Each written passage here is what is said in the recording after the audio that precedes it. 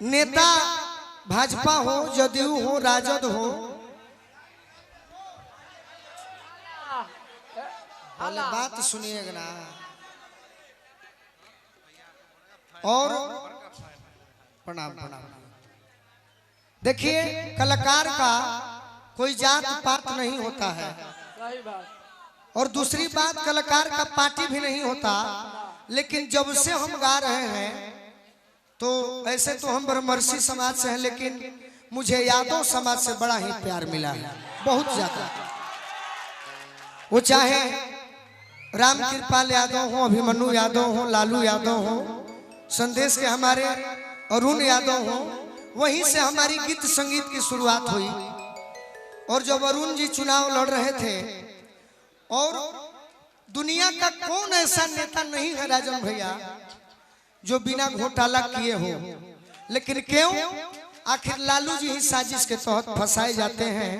तो एक मेरा गाना अभी, वैसे तो तमाम गाने से फुर्सत नहीं है, लेकिन हमने आँखी देखा एक कहानी है कि 18 गो भिखारी ठाकुर के पार्टी के लौंडा रहलन जेकरा साइन करे ना होत रहे, बाकी लालू जी भिखारी ठाकुर के फैन रहलन, साइन करे ना आवते हुए भी 18 लौंडा के रेलवे के नौकरी दे दिलन।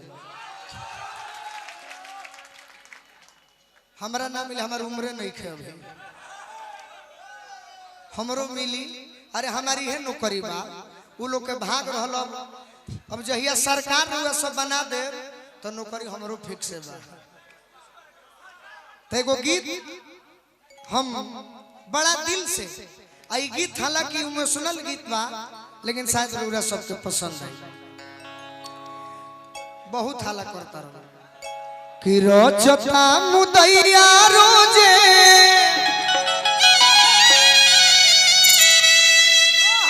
अरे नया नया खेल काहे भेज दी हो हमारा लालू जी के जेल काहे भेज दी हो हमारा लालू जी के जेल काहे भेज दी हो रोचता मुदैया रोजे नया नया खेल काहे भेज दी हो रोचता मुदैया रोजे खेल काहे भेज दी हो हमारा लालू जी के जेल काहे भेज दी हो हमारा लालू जी के जेल काहे भेज दी हो। और ये हमारे अभिषेक राय जी, तमाम हमारे बड़े भाई, लेकिन विरोधी कितना भी, अब देखिए हम गोलू राजा हैं तो कलाकार में भी बड़ा ही विरोध होता है, क्योंकि दुनिया की हर गायिका हो या गायक हो, यादव जिला सचिव आरजेडी हमारे राजीव यादव जी, देखिए दुनिया की हर गायिका चाहे गायक, पवन सिंह और खेसारी लाल को छोड़ दीजिए, तो भी जितना भी नया पर गा रहे हैं, हम बार बार कहते हैं कि अगर कोई भी अखाड़े में डरता है तो इस मंच के लालू यादव गोलू राजा से ही डरता है, क्योंकि हम जो भी कहते हैं तुरंत कह देते हैं। समय तो आया था कि हमारे नौजवानों को रोजगार मिले, लेकिन कुछ कारण था, इस विषय में भी एक गाना गाए थे। सब लोग की बोले दातावा पीस के हटाई नीतीश के ना, सब लोग की बोले दात पीस के हटाई। नीतीश जी विकास पुरुष कहल जाले, हम मानत नहीं, लेकिन लाल कार्ड पीला कोइले हारा कोइले लाल हो, लाल कार्ड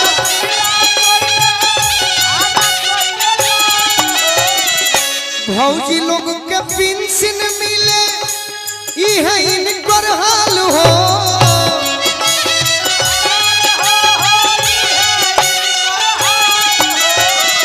इस भीड़ में मैं जानता हूं कि कोई मोदी जी को मानता होगा, कोई नीतीश को, लेकिन अगर किसी ने गरीब को आवाज दिया था, चाहे आज भी, तो हमारे लालू यादव, क्योंकि हम भी उस गरीब परिवार से ही आते हैं। और नीतीश जी के हाल हम जानते हैं। लाल कार्ड पीला कोइले हरा कोइले लाल हो।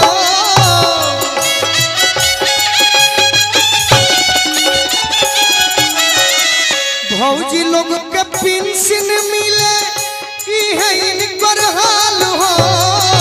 भौजी लोग के पेंशन मिले, कहीं भी ऑफिस में जाइए, कोई भी दफ्तर में जाइए, आप लोग दिल खोलकर हाथ उठा के बताइएगा, कहीं काम नहीं खे हो तो बिना फीस के।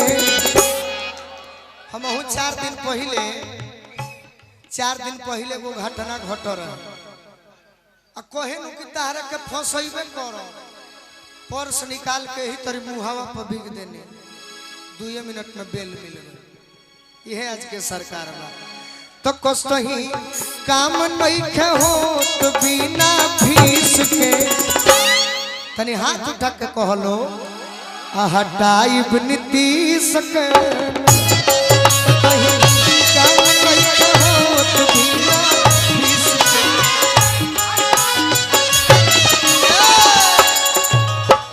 अगर रौरा सब सहमत बानी तो एक बार दोनों पहले हाथ उठाई। बरियारी ना जे लालू जी के मानत हुई, जे गरीब के मसीहा के मानत हुई, तो एगो बात हम रौरा बैठी हमरा के कहे दे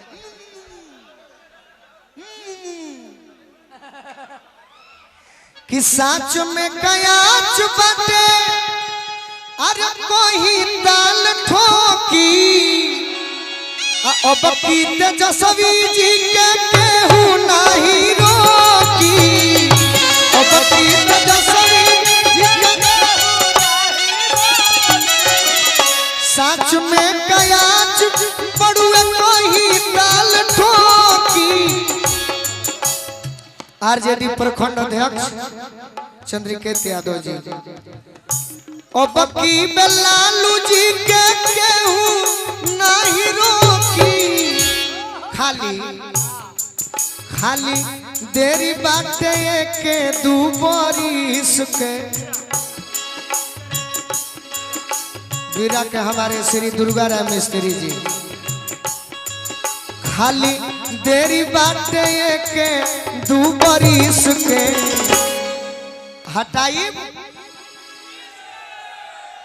तब एगो मेहरारू अपना मरद से फोन करके कहते हैं, राजन भैया कि घरे आज धोइक टरेनिया राजा जी, घरे आज धोइक टरेनिया राजा जी। सबका से आगे ललटेनिया राजा जी, सबका से आगे ललटेनिया, सबका से आगे ललटेनिया। और का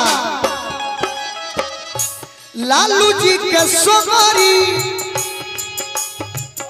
लालू जी के अबकी बेसोगरी बलो, यह बात चर्चा देहात चाहे सो।